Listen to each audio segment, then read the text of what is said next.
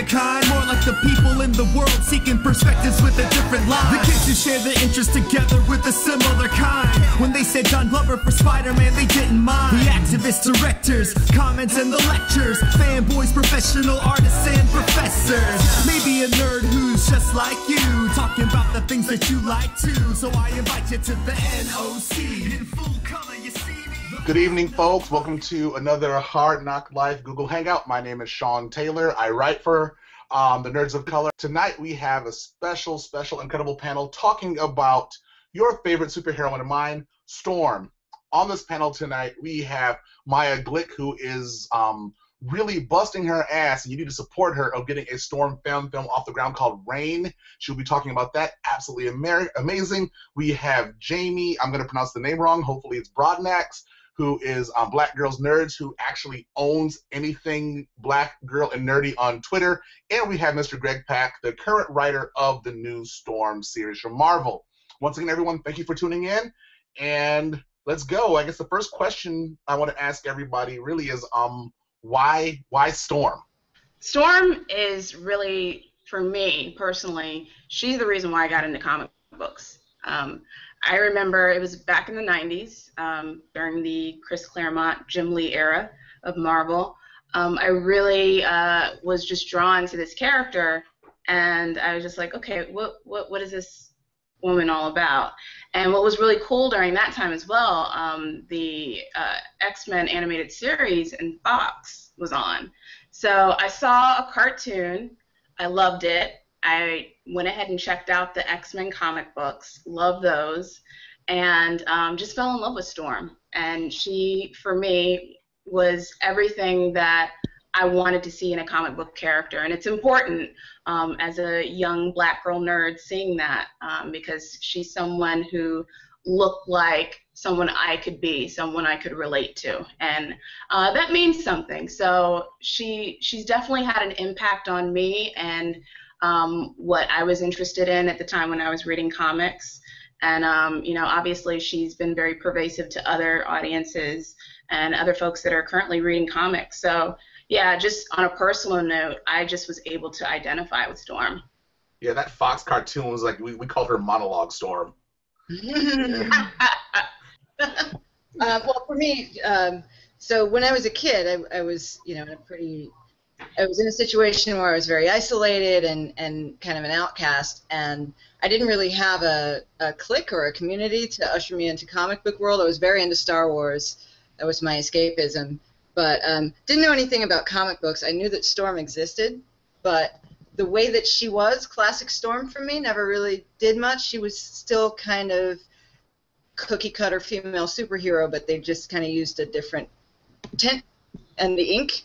And so she never really grabbed me. And then one day I was in a mall, and I walked past the arcade, and there was the side of an X-Men video game with an image of Storm with a mohawk.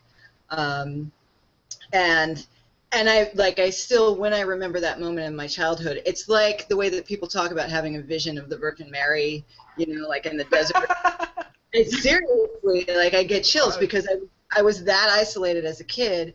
I was that on my own. I was like, you know, going to an all-white school, and nobody explained to me what that was going to mean. And you know, and so seeing that character, I didn't know what she was. I didn't know anything about the X-Men, but just the image of her, this is what artwork does. Just seeing the image of this woman in the leather, like she looked like a badass. Superheroes in the sexy whatever with the big boobs and their asses out don't really look badass to me.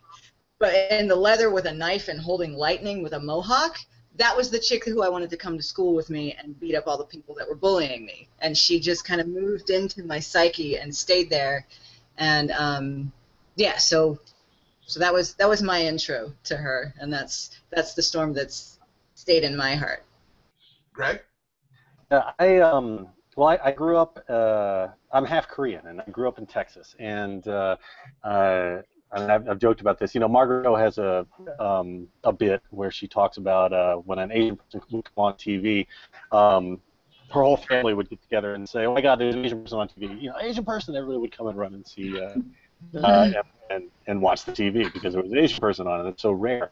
So I was always. I mean, they were incredibly. They were there were very few Asian people on TV or in comics or anything, and so I just gravitated toward. I mean, anytime I saw somebody different in a comic book, on TV, anywhere, it blew my mind. I mean, I remember being a kid and seeing Robbie Robertson, you know, the managing editor of the Daily, especially the Daily Planet. I've been working at DC a little too long. The editor of the Bugle in Marvel Comics, you know, Spider-Man's Peter Parker's managing editor, who was a black man and in this, you know, white collar job of great authority, and I just remember feeling really compelled by that character and totally identifying with that character in a funny way. Just because he was, he was clearly different and yet still doing his thing. And Storm hit me the same way. I mean, Storm was, you know, when I first saw all those new, the revamped X-Men, this new group of X-Men, I'd never seen anything like Storm, and she was. I've said this before, that her presence said that everybody belongs here. When I think it was Uncanny, was it 186, 187 when she fought Callisto? Oh yeah. Yes. And she flips that knife out. And first I was like, you know, I think that was like my first like danger erection. Wow. You know? It's like when you're like so scared but you kind of turn on at the exact same time. And you're like, this is. I don't think I've had that experience, but go on. You don't want it. You don't want it. But it was like one of those things that it was like, wow, tough women are hot. Because, you know, all of the stuff I've watched before, like genre stuff, you know, it was Doctor Who companions who were always in jeopardy. It was the Wild Wild West where the woman was always in jeopardy. And then here, in those few panels where Angel is basically being crucified, Nightcrawler and Colossus are both basically impotent at the time. And then you have Storm comes out and flips it, and whoops Callisto's ass. And then a couple issues later, you see her with the full mohawk and full leather, and Kitty freaks out. And I was like, yes! Let that white girl run! Yeah. Kitty, she didn't do it to you, she did it for herself, Kitty! And I was just like, it was such a thing because, you know, I was a kid growing up in Brooklyn, Jamaican Puerto Rican kid in a predominantly Italian neighborhood for the most part sometimes, and I was at the corner of like hip hop and punk rock.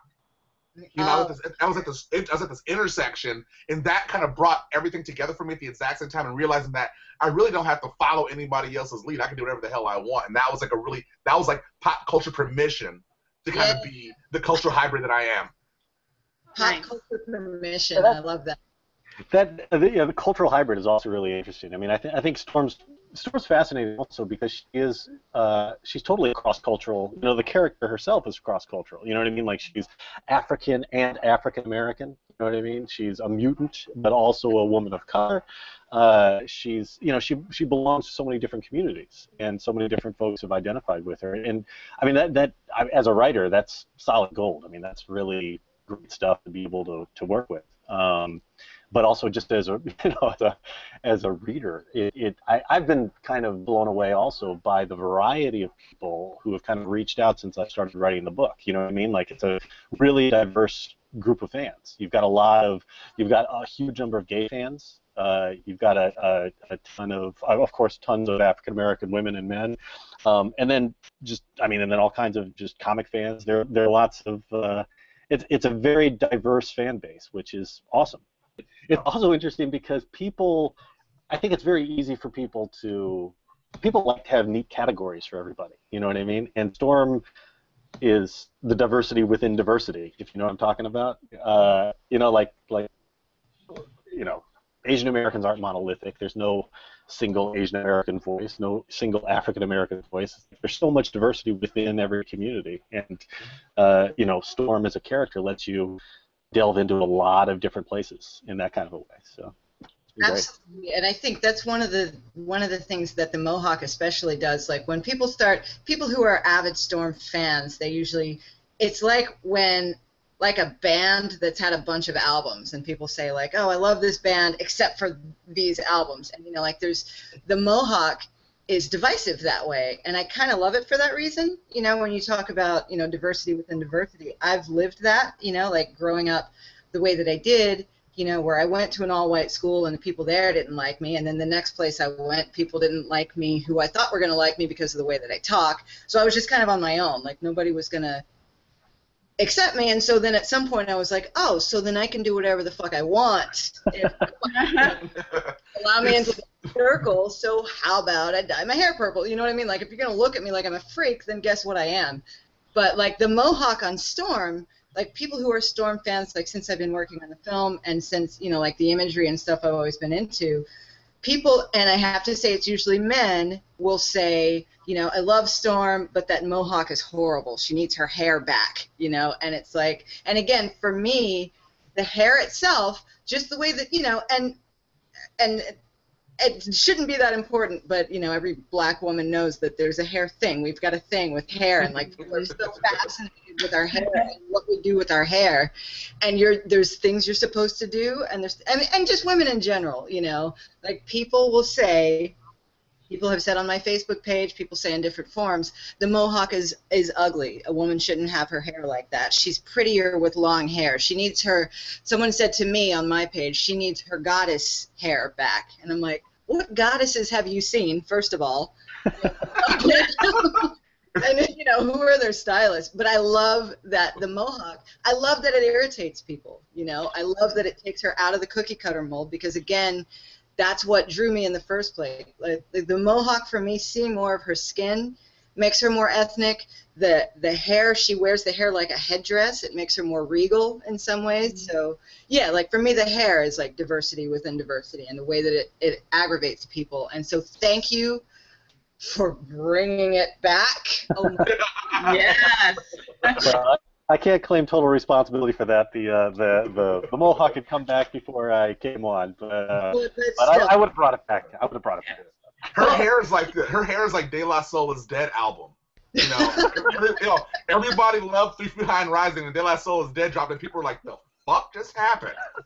And so either you love it or you're just like, oh, Jesus, no, that's not really my scene right now. But in hindsight, people kind of like go back and look at the mohawk, and I even think the stories were actually written better because I think the hair was an invitation to tell different stories, different aspects of her personality. In the continuity, the hair came about because, you know, she was in this transitional state. She'd gone and been kind of inspired by Yukio's, you know, unhinged, you know, craziness, and she was searching for a new definition of herself. So, yeah, I mean, what cracks me up is that you're talking about people who basically have the same reaction to her mohawk that Kitty does in the story. You know, Kitty's all horrified by the mohawk. You know, she can't handle it when she first sees it. But I mean, it's funny.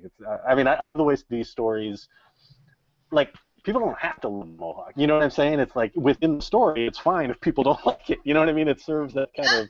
It means something to the character. It means something. It makes her more of a mutant. I mean, if you think about what the mohawk is like culturally just throughout history, I mean, first of all, a mohawk is not a white thing like people associate it with punk rock. A mohawk is mohawk.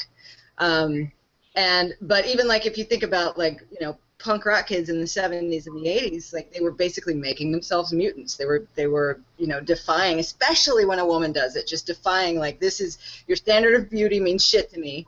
It's gone. Like, you know, just changing the shape of your head, you know, and it's so beautiful on her. Like, I really, like, you know, the love that I've gotten since we've been working on the project. There's like 4,000 people on the Facebook page, and of course a handful of trolls because it's the internet.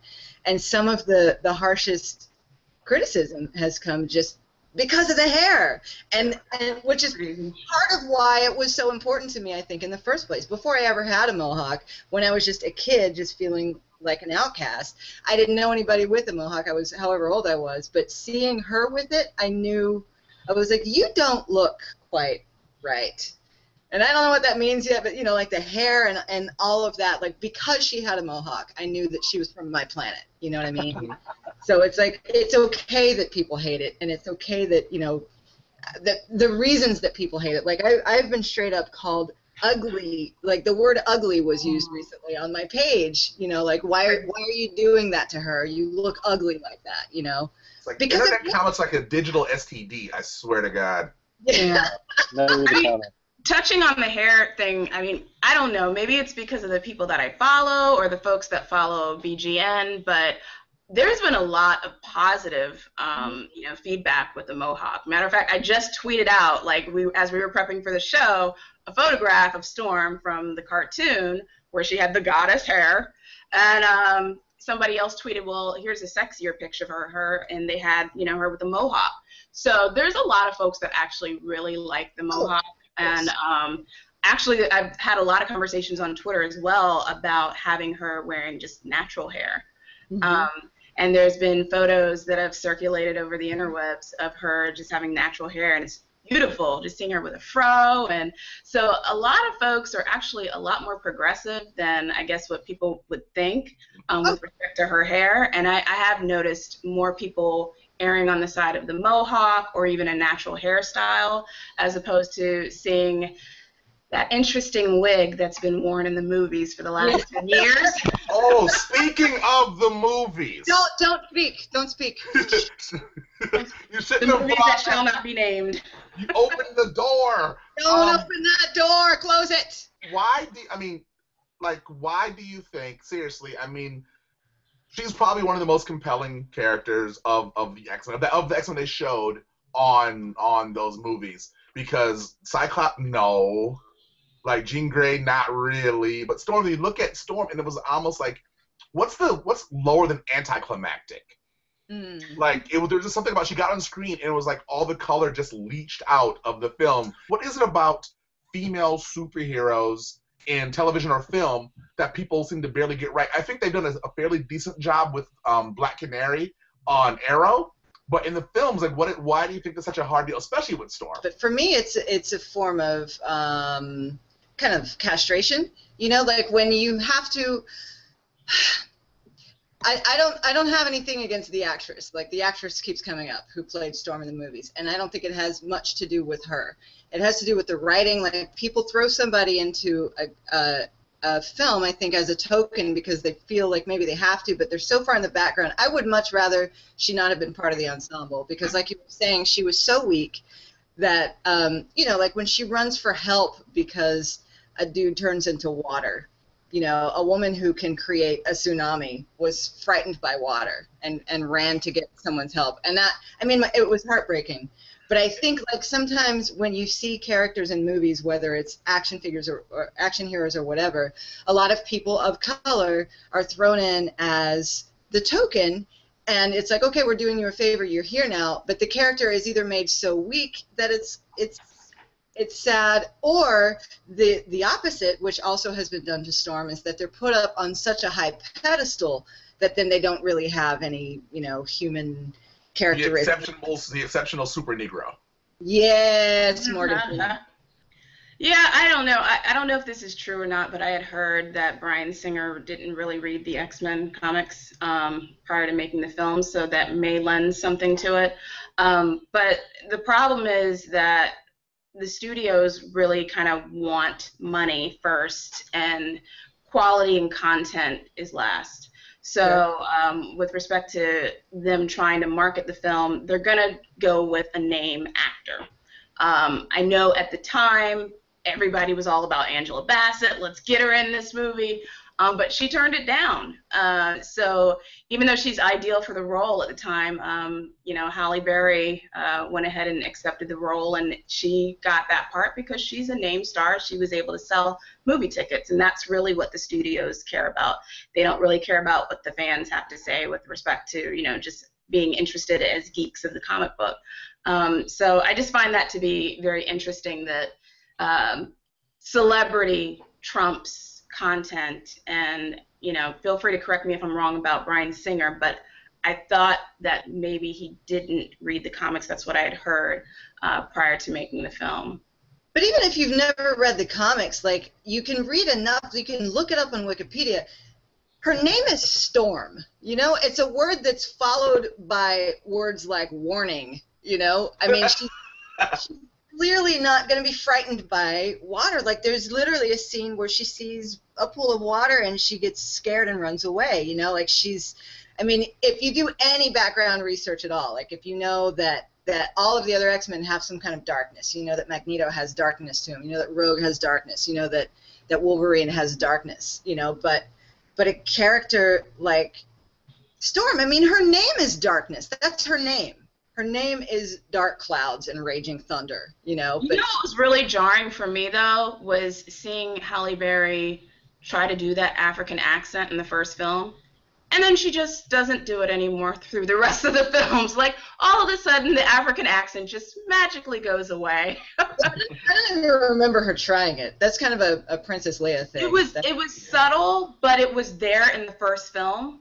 Really? But then after that, it was just like, what happened? Are we just going to not remember that she had an African accent all of a sudden? Why do you think that this idea of having, you know, women as superheroes in their own films has become such a hot topic, or a non-topic if you really think about it? Like, why is it so damn hard? Without any special inside knowledge, I mean, I do know that there are.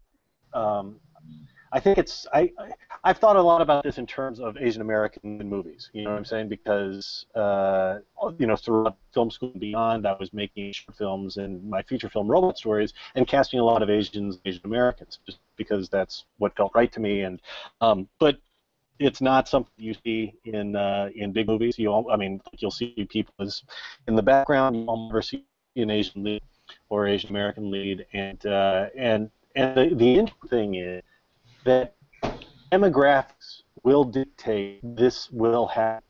You're going to see more and more Latino, African American, Asian leads in big movies and big television shows and everything else, just because the country's demographics are changing. But and it will become very profitable to do that. So you're saying white guys are just scared? Well, no, I'm saying that they are that time. Yeah, that they people will do what they think will make money. It's a business, you know what I'm saying? And they will go with whatever the common wisdom is. It's like things change faster than the demographics because people like Spike Lee are so undeniably talented that they go out there and make stuff happen, and they're also really smart at building an audience and proving. I mean, like, the thing that made you know, Spike Lee's. He made all these, you know, small independent movies. They were all profitable up to a certain point. You know what I mean? And that's what opened people's minds. And it's astounding when you look at, you know, how many, in particular, African American male actors came out of those early Spike Lee movies. I mean, he gave a huge leg up to everybody from Sam Jackson to you know, Denzel Washington, Giancarlo Esposito. You know, so many people came out of those movies, and that was because an individual and a group of individuals named Spike Lee and all those people who worked on those movies believed in it, had the, you know, believed there was an audience, and then proved it, you know. So they kind of forced it to happen. And that you know, that kind of thing is happening all the time in little ways here and there. But and that's, you know, I mean, that's what we have to do. Like, if you believe in these kinds of stories as a writer, as an actor, as a creator, you have to just go out and make them, and then fight really hard to build the audience to see them. And if you want to see those kinds of movies as a consumer, as a fan, or you got to go out and buy them. I mean, it will, like, our kids will see this as a matter of course, because the country is shifting. But we don't want to wait that long. You know what I'm saying? Yeah, that's that. So once again, I am Shawn Taylor at Real Love Punk for Twitter. This is the NOC Storm Google Hangout. So there's one thing there. I don't know which page it's on your first issue of Storm, but there is just a silent 4 horizontal panels of her, like, throwing wind and knocking tanks out of the way. Oh, I was like, that shit was so gangster. Yeah. Like. Yeah. Really though, like, I mean, that to me summed up, like, the entire issue. I mean, like, that entire issue, I was like kind of like what I wanted to see Storm to do more often. Like, I'm like, you know, I was like, she threw a tank. Yep. Like, who does that? Like, fuck Superman, she threw a tank with wind.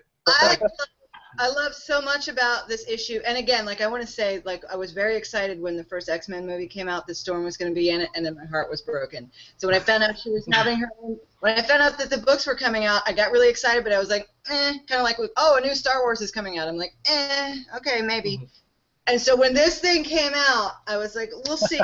I went into it with my arms folded, and I shit you not, Greg, I cried over this thing. This thing made me cry. Good way, in a good way. There was like from page 1, like from where, and whatever, spoiler alert, everybody watching this has seen it already, but like from page 1 where somebody's like, you can't stop a tsunami, and she's like, yes, I can. You know, like, immediately. Have we met? I'm sorry. The whole thing was her going, oh, y'all don't know me. You don't know me. Find out. The other thing that I love, like, you see her power, and she justifies, she's like, yes, I can, but here's why I won't. And then it cuts from that to her whispering to the little girl on the wind. Are you kidding me? Just like chills the whole way through.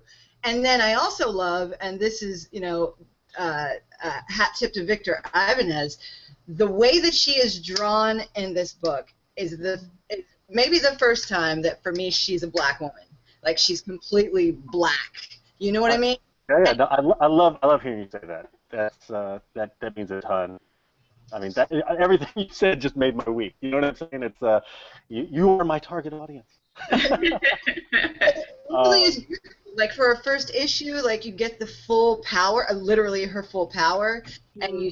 And I love that she was being defiant. I love that she wasn't up on this pedestal. I love that, you know, somebody called her a sellout, and it pissed her off so much that she basically started a war. Hot! That shit was hot! Are you... So anyway, mwah, mwah, mwah. That's my fangirl freak out. I've been saving it up, and there it is. So this...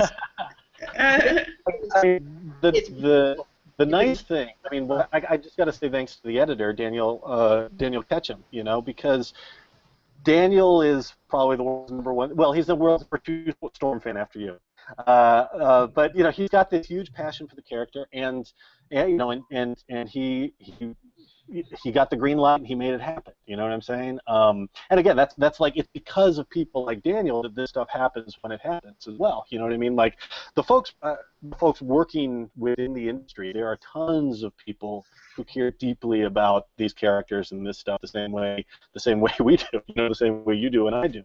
And when there's that opportunity, they jump on it. And so Daniel got this book off the ground. And the fact that Storm is the main character of the book means that all this stuff can happen, you know. And I always try to diversify supporting casts, you know, and everything else in a book. You know what I'm saying? Because that's the world in which we all live, you know. But you can really go deep when your main character. You know, when you have a woman of color, you have Storm as a main character, then you get all this stuff that you're talking about. You can go, you can make it all happen because it's her story, you know. And so I'm just really grateful because, of course, these things happen when she's the main character. You know what I'm saying? It's like this is who she is, and you get to delve into it. And so I'm psyched that Daniel and Marvel reached out and made this, you know, and pulled me on board, and we got to do this. So thanks. Yeah, it was a great issue. I love the setup. The issue is really perfect for both old fans of Storm and new fans. You did a really great job of establishing who Storm was from the jump. You know, goddess, queen of Wakanda, head mistress. So all of those titles that embody Storm, we were able to see that at the beginning, and that's great because a lot of folks right now are first-time Storm fans that are getting hip to your comic. And I put out a lot of tweets about, you know, got to check out Storm. I had a few tweets just today where this woman said that her daughter loves Storm and she's going to have her dress up in cosplay. And so I think that this is such a perfect time for young women, and young women, you know, of all races, but certainly for young black women to really get an opportunity to see who Storm is and be able to delve into her story, and this comic just set it up perfectly. So I loved it from beginning to end. And yeah, Victor did an amazing job with the illustration with Creep. That scene where you see like the decomposing flowers and seeing Creep's the flowers kind of trailing after her and blossoming and stuff. Seeing that dichotomy was beautiful. Issue 2 drops when? This coming Wednesday. And Callisto's going to be in it, so that was exciting for me seeing that. I was like, yeah! Don't screw it up! Classic That's my enemy. favorite fight in the history of comic books. And they've dropped some previews on the interwebs of issue 2. So I was geeked seeing Wolverine making out with Storm there. I was like, all right. So Jamie, you brought something up great. So it's like, you can feel free to disagree with me. I think Storm's 3 great loves, Wolverine, Forge, and Black Panther. And I'm of the mind that she should have stayed always with Forge, that her and Forge would have made the best mutant royal couple. Screw Gene Summers and Scott Gray. Storm and Forge, little native black babies, hell yes. That's where I was. That's where I was. But does she need a love interest, do you think, or not? I mean, honestly, I want Wolverine and Storm to get together. I've been shipping that for a long time. So it would be nice. I don't think it's going to happen. I mean, Greg would know, but I don't think it's going to happen. I think Wolverine's going to be dying soon. So maybe that won't be the case. But I love to see her with T'Challa. I mean, they belong together. They're royalty. They're like the royal couple, So yeah, that's the ideal companion for Storm. I think that's another interesting, hot button issue, with her hair, because, there is a community of people who rage and freak out when they see images of Storm and Wolverine kissing. And, and again, it's an imaginary character, and she's existed since the 70s. And so in order to keep things interesting, of course, storylines are going to change. It's a soap opera. But when it changes in a way that people don't like, then there's all these debates, this is who she belongs with, or she should be with an African man, and all of that. And I've got a little bit of a problem with that, just because it creates its own kind of this is what a black woman should be doing kind of essentialist. Mm-hmm. I mean, I understand all sides of it. Everybody, and of course everybody's going to have their favorite. My favorite hairdo is the mohawk. Some people will disagree. Some people's favorite mate for her is Black Panther. Some people will disagree. It's she can do more than one thing. All women can do more than one thing, including have more than one mate. And and it's interesting because when a male character does that, if a male character like Wolverine or whoever, every other frame, he could be getting out of bed naked with somebody new and nobody bats an eye. Storm in 30 years has 3 different boyfriends, and she gets called weird names, and that's. But anyway, that's a whole other issue. But that's a very low batting average. Yeah. It's a very low batting average. I'll just say that if you're interested in Forge, you definitely want to get issue 3, and if you're interested in Wolverine, you definitely want to get issues 2, 4, and 5. Ah, okay. That was inside dirt, son. Got exclusive. When the issue came out last month, it was on a Wednesday morning, and the comic book shop opened at 9. I was there at 8:30. Right. I like it. I love it. And I bought 6 copies because I was on my way to a production meeting for the film, so I got one for everybody that I was about to see. So. Oh, nice. Yeah, it was very. So, Maya, speaking of your film, you've done. I'm trying to raise money for a video podcast. I don't know what I'm doing. You have seemed to mastered people getting involved with your vision. The things that we've seen have been incredible. So I'm just wondering, what was it about just what was the impetus to actually start this short film, and how did you corral the folks? And you got pretty talented production team involved, and you look like fucking Storm from what we've seen. But what was how did you corral these people? What magic did you weave to get everybody on your side and on board to knock this out? The magic, again, is the character. So, when I first had this idea, I don't really have a background in filmmaking, but I am a performer. I had a band for years when I lived in New York City, and I've done that as far as performing. And I've always had a love for Storm. And then when I left New York, I stopped playing music, not really on purpose. I just kind of stopped as life happened. And so there was this long period of time where I didn't really do any big creative thing, and something was going to explode out of me in a huge way.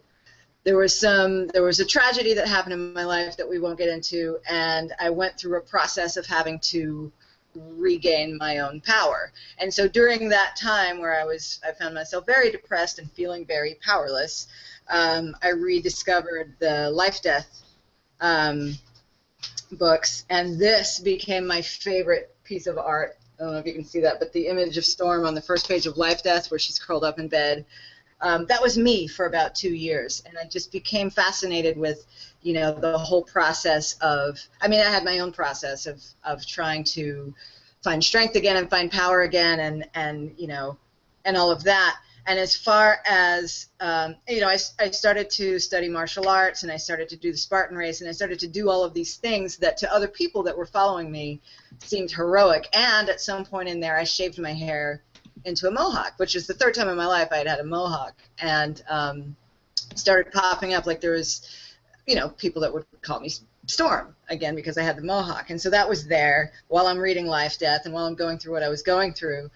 My husband's a photographer, so at some point I'd started to write this story, and I knew that I kind of wanted to tell the story somehow, and then I had him take a picture of me in costume, and I just posted it just for the hell of it, just to see what the reaction would be, and it was like the single most liked image that I had ever posted. And this is just on my own Facebook page, and I was like, and people started to say things like, you need to set up a Kickstarter and make this happen. And I was like, okay, well, maybe. So then I set up the Facebook page, and it went from being my little idea of a thing I was going to do one weekend to this storm of people who had a need. It was before anybody knew that the Storm book was coming out. It was before this very recent wave of, like, Thor is a woman now, Captain America's black now. This was last year when this whole thing started for me, and it just touched on a nerve. There was just so many people who needed her. Storm, like Greg was saying before, she represents so many things to so many different people, and with the mohawk and seeing her the way that I was representing her in that image, it wasn't my decision. It was like everybody else's decision that the film and the project were going to be a lot bigger than I had planned. And so even the people that are on board, like I'm in Austin, where I don't, if I was in New York, I know a lot of creative people and a lot of, people that could help me do something like this. Here I don't, so that's why I was in kind of a position where I was going to need to hire some people. But even the crew that I have, the cool thing is that, like they're all talented beyond they're out of my league, but they're also huge fans, and so it's all volunteer work. Like this is all, it's a fan film, but it just happens to be it's gonna be something really special. When's it gonna drop? So we're in production right now. We're gonna do principal shooting at the end of this month, but there's gonna be a lot of post-production and all that, and because it's all volunteer work, I have very little concept of how long it's going to take, since people are just kind of getting to it when they can get to it, and we want to get it exactly right because of how many people are interested. But before the end of the year is what I'm going to say. So, but yeah, it's been really awesome just to see people going like, yeah, I don't know what you're doing, but take my money and make it happen. And I think, like Greg was saying, it takes independent filmmakers making things happen, and I think that the more, and there was recently, I just saw this really cool Black Panther fan film that came out, and I think the more that people figure out, like, you can sit around and wait through like 15 more Batman movies, or you can be like, okay, this is what I want to see, so I'm going to create it. I want to see this film, so I'm going to create it because I can't wait. And I think if that happens, and if people see that when people see that there's an audience for it, and through things like, Kickstarter or whatever, whether it's this character or original characters, when people see that there's an audience for it, I think that that'll be part of the change. Any pushback from Marvel at all about the fan film? I'm just curious. No, and again, it's an original story, and I know I'm online right now with someone basically from Marvel, and so it's an original story, and it's definitely it's a tribute more than anything else. It's nothing from the books, and no one's profiting from it, and so it's just going to be something that's going to be online for people to watch. It's not something that people have to buy or anything like that. So it's a love letter. It's just love, and it's just a story of mine that I'm telling through a character that I love, and so yeah. Maya's been on my podcast, so okay. we've talked about the plug the podcast. Oh, yes. New episode is dropping this Sunday at 7 p.m. Eastern Standard Time. So yeah, tune into that because guess what? We're talking about Black superheroines. Yay! But yeah. So I've seen the previews there, and it looks awesome. She's gonna blow it out of the water with it, and I know that a lot of folks is gonna be hitting up that YouTube, getting a lot of subscribers, gonna get a lot of hits, and I will be plugging the crap out of that when it comes out. So yeah, I'm really excited for her project. And it's great. It's kind of like what Greg was talking about as well, of just, you have to cultivate the audience. And what Maya was talking about too, that, I put it out there, there's a groundswell and it happens. And something you said something about a little bit back, I want to actually ask Greg. I mean, it's not to single you out or anything, but I'm really curious, like, do you feel any type of responsibility to portray Storm in a particular way, considering how many people of color, women of color actually have a stake in how she's characterized? Yeah, absolutely. I mean, it's interesting because I think that it's in a funny way. I don't believe in role models in fiction. You know what I'm saying? Because if you are striving to create a role model, very often you'll create a boring character. You know what I'm saying? Like somebody who does, who's perfect is not compelling dramatically. At the same time, let's face it, when you have one black woman who is the only one black, as far as I know right now, this is the only black woman who is the star of her own comic book. And if you've just got one, she's inevitably going to be seen as a role model. You know what I'm saying? And so that it becomes this challenge to balance that and to tell compelling dramatic stories with a character who has strengths and real flaws. You know what I mean? Because that's why we care. Like a character can't be perfect, or there's no drama. What's compelling is not just that a character is a hero, but how a character struggles to be a hero. So like that's I've got to do that in order to tell a story that any of us care about.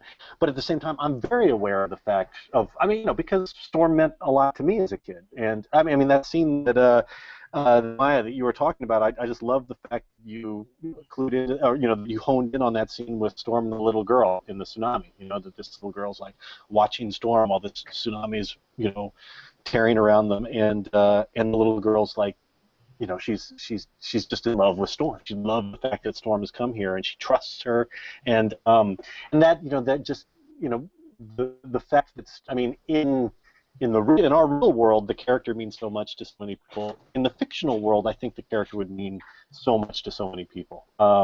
Not just mutants, but people of color all around the world. I mean, in the fictional world, I think that she's like, she's as beloved and admired as she's like Michelle Obama and Beyonce and I don't even know who, all wrapped up in, you know what I mean? Like she is this incredible presence and leader. And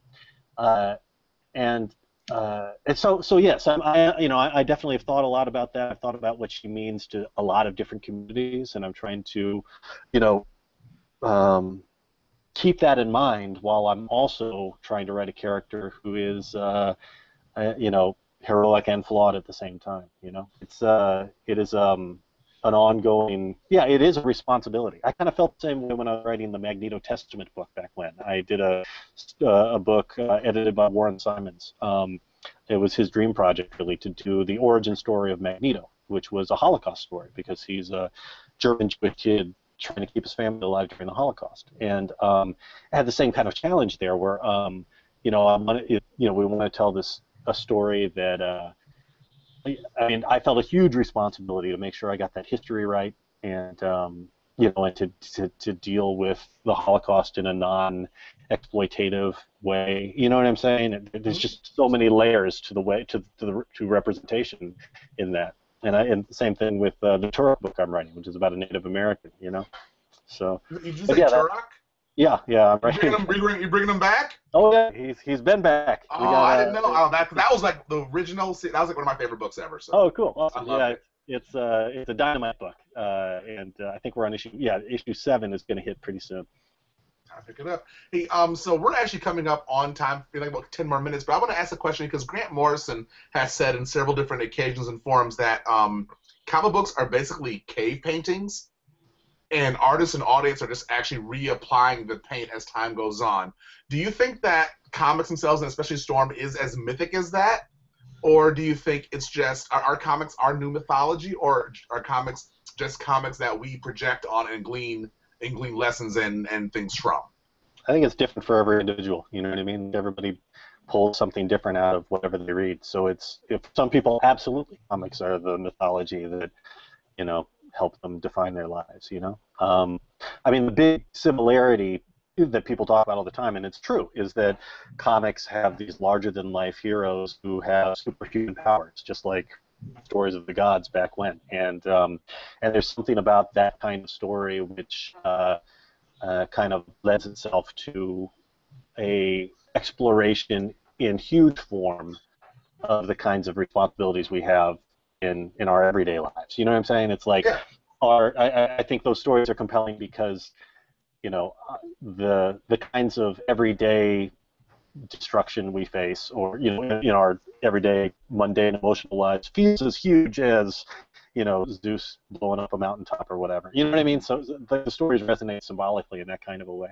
And same thing with superheroes. You know, like the whole, everybody loves the Hulk because the Hulk smashes when the Hulk gets angry. Everybody gets angry every day, probably 12 times, but only the Hulk gets to cut loose. You know what I mean? And it's compelling on that level. But at the same time, you know, I mean, you could, maybe that's been oversold a little bit in comics. You know what I'm saying? It's like, because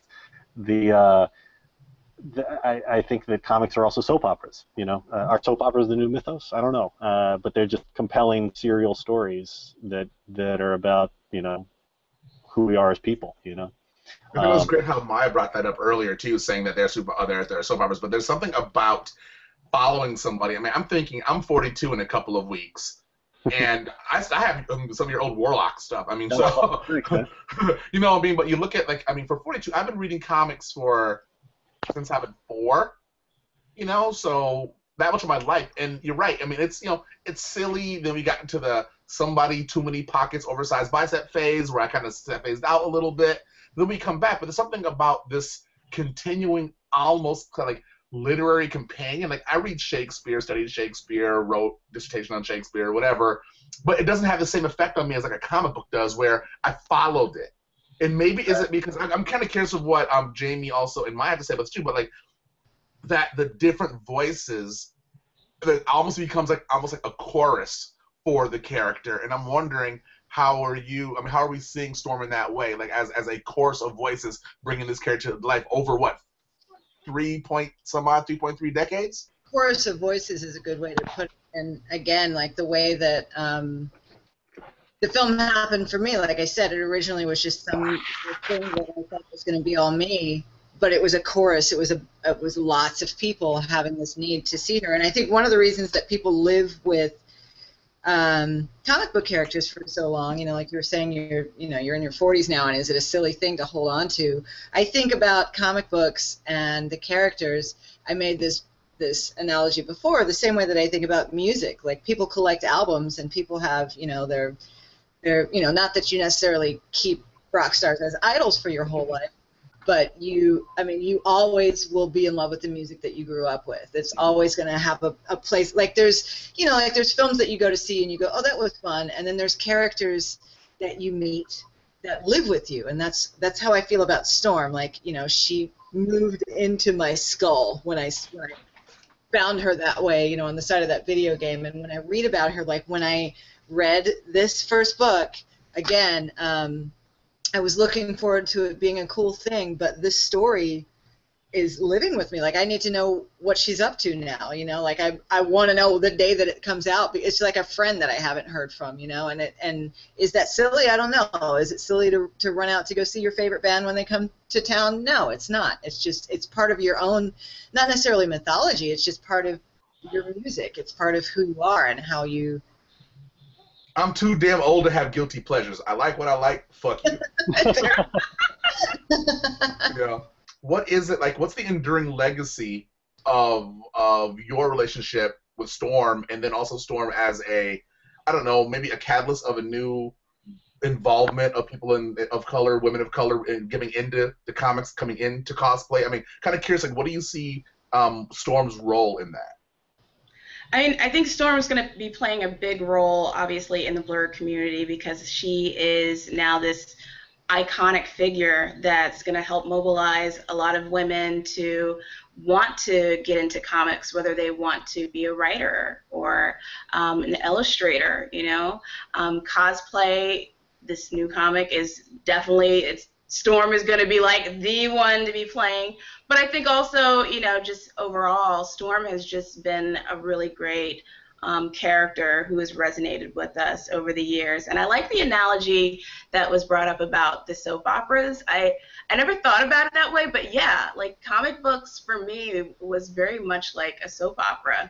And like how folks stick with a soap opera for so many years, I can see why you would have that attachment, because even the characters, they live and then they die and then they come back, like it is on the soap operas, or like everybody hooks up with everybody, the way it is on soap operas. So I think that that's a really good analogy to use. And Storm is definitely one of those characters that will resonate with so many people for so many years to come.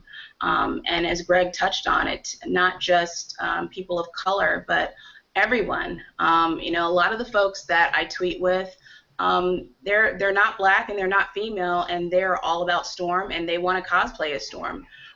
So Storm has a profound impact on so many people, and that's really important. Somebody had said something that made me think about this, but it's the notion that what's interesting about comics in particular, and maybe a little tilts more towards the mythology side than the soap opera side, is that these characters that have been around for so many years in mainstream comics have gone through all these different incarnations, and I think that's also one of the reasons they have this kind of staying power, because we all have permission to think about them in a bunch of different ways. You know what I mean? Like they really do belong to the readers. You know what I'm saying? And readers can decide for themselves they have so much to pick and choose from. You know what I mean? And everybody has their own, their own take on a character, and I think that's beautiful. You know what I'm saying? It's like, when I was doing the Hercules series, we used a lot of actual Greek myth, and there's a huge similarity in that in comics you have all these contradictions, different stories tell things differently, different things in the past. Same thing with actual myth. Like there's no definitive story for a lot of these stories, and there are these contradictions. Versions of. Yeah, exactly. What are the 12 labors of Hercules? Well, different people have different lists. You know what I'm saying? Like everybody knows that 9 to 10 of them are all the same, but then then everybody's got there's slight variance. And but I think that's a great thing about these characters, is that they belong to like folks make them their own, and they've got a lot to pick from in the decades that they've been written. So what is the legacy of Storm for all of you? Like, what's going to be the legacy, and what should we expect, and how should we? I mean, we all love the character, and how should we hold creators accountable for the telling of the story?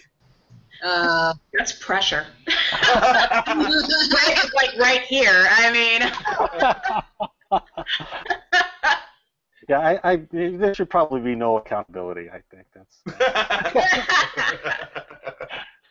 The mere fact that she exists in this universe means that she will come back again and again and again, and that this that's the thing about comics too, is that whatever is happening to your favorite character right now, don't get too mad about it, because it's all going to change. You know what I mean? It's like and the version of the character that you love will return. You know what I mean?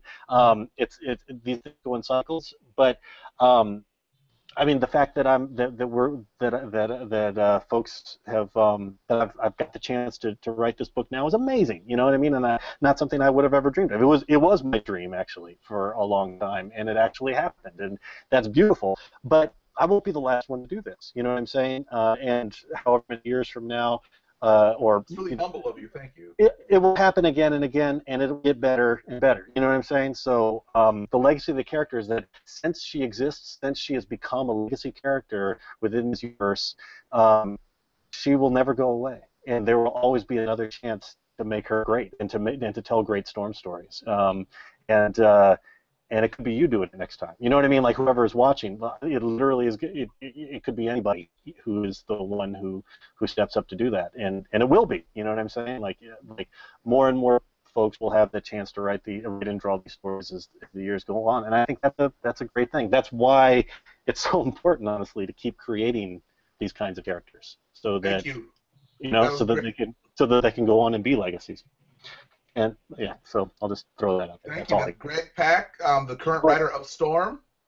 And let me say thank you to all of you guys. My God, I mean, you have all of you have been spreading the word about this book, and I've seen nice things that you were tweeting to me, and I've tried to respond, and I hugely appreciate it, because this book wouldn't exist without an audience. You know what I'm saying? And the fact that there is a real audience out there that is making noise about the book and telling people it. I am not kidding. It makes a huge difference, and it's why things get to happen. So thank you very much. Thank you for doing it. Seriously. Yeah, thank you. Absolutely. Thank you so much. It's needed. It's definitely needed. So that's why I'm all excited about it and tweeting it, because you nailed it. And you nailed it, because honestly, being who you are, I mean, being anybody, but being who you are, if you would have screwed it up even a little bit, we'd be trashing you right now. That's the truth. But you seriously nailed it. You nailed it. And I'm sure I'll screw stuff up, eventually. But I no, seriously, I do appreciate you talking it up. It means the world to me. So thank you. Once again, I am Shawn Taylor. This is the Hard N.O.C. Life podcast for the Nerds of Color. Greg Pak, Jamie Broadnax, Maya Glick. Please support their work, because this is a community effort, and this community, as Greg and Maya and Jamie pointed out, is becoming more and more diverse. And diversity doesn't really happen unless it's functional diversity. And I think what we're talking about now is diversity that actually works with the character. So thank you all for tuning in. Thank the three of you for allowing me to run my mouth with you this evening. I know New Yorkers are about to pass out right now. So once again, thank you so much. Thank you, everyone, and hopefully see you guys again soon. All right. Have a good night, everyone. Thank you. Thanks all, y'all. Thank you so much.